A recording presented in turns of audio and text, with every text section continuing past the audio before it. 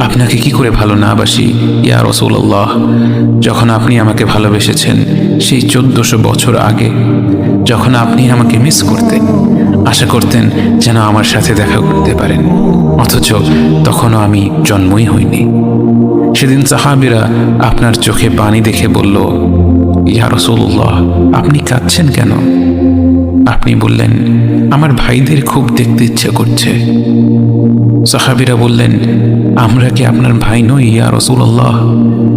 আপনি বললেন, না, তোমরা আমার সাহাবী। আমার ভাই হলো তারা যারা আমার পরে আসবে এবং আমাকে কখনো না দেখেও তারা আমাকে বিশ্বাস করবে।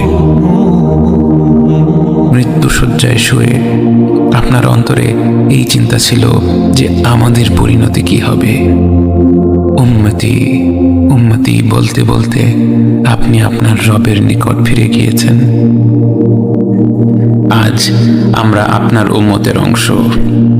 বিশ্বজুড়ে আপাত দৃষ্টিতে আমরা হচ্ছি সবচেয়ে অপদস্থ, নিরুপায়, পরাজিত, লাঞ্ছিত, অথচ বাস্তবে আপনার উম্মতের অংশ হওয়া যে গোটা বিশ্বের সব সম্পদ পাওয়ার চেয়েও মূল্যবান ব্যাপার। আজ আমার মনে যত আশা, যত আকাঙ্ক্ষা, যত স্বপ্ন, যত চাহিদা, সব কিছু পেয়ে গেলেও নিজেকে এতটা সৌভাগ্যবান মনে করতাম না যতটা মনে হয় আজ আপনার উম্মতের একজন হতে পেরে।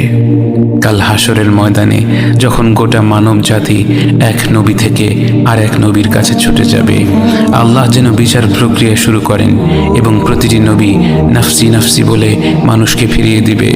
অবশেষে যখন সবাই আপনার সামনে হাজির হবে এবং আপনি গোটা মানব জাতির প্রতিনিধি হয়ে আল্লাহর সামনে সিজদা করবেন, সেদিন আপনার উম্মতের সদস্য হওয়ার পূর্ণাঙ্গ মর্যাদা প্রকাশ পাবে।